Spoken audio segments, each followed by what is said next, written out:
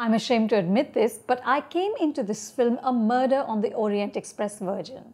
By which I mean that I have not read Agatha Christie's iconic 1934 novel or seen Sidney Lumet's 1974 film. I had no idea who the murderer was.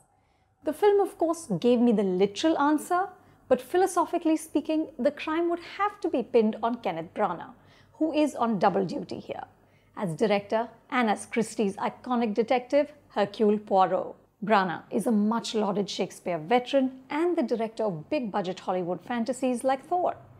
Here he takes one of Christie's best-loved mysteries and constructs an unabashed ode to himself.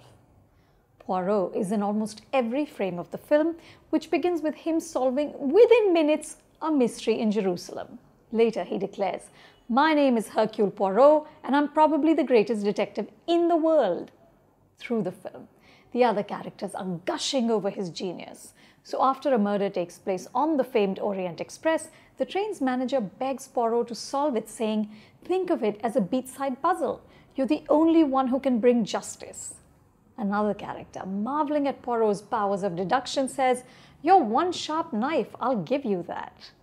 Branagh even orchestrates a scene in which the murdered man, Ratchet, played by no less than Johnny Depp, tells Poirot, "I have never sat so close to fame before." Without hesitation, Branagh thunders and roars and upstages every actor in the frame. This includes Dame Judi Dench, Penélope Cruz, Michelle Pfeiffer, Willem Dafoe, and Daisy Ridley. In fact, Branagh's curiously large moustache makes more of an impression than some of the characters in this film.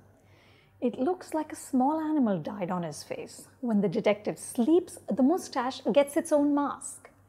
The end result is a handsomely produced but inert mystery. I admired the lengthy tracking shots and the beautiful scenery and costumes. It's also fun to see the massive star cast introduced. It reminded me of that star-studded song Divangi in Om Shanti Om. But once these heavyweights have been gathered, Branagh doesn't give them enough to do. Even the mighty Dench is reduced to a sideshow. If you like arrogant detectives with superhuman powers of observation, my suggestion is go to Benedict Cumberbatch as Sherlock. This rendition of Poirot is creaky and tedious. I'm going with 2 stars. For more reviews like this, subscribe to Film Companion.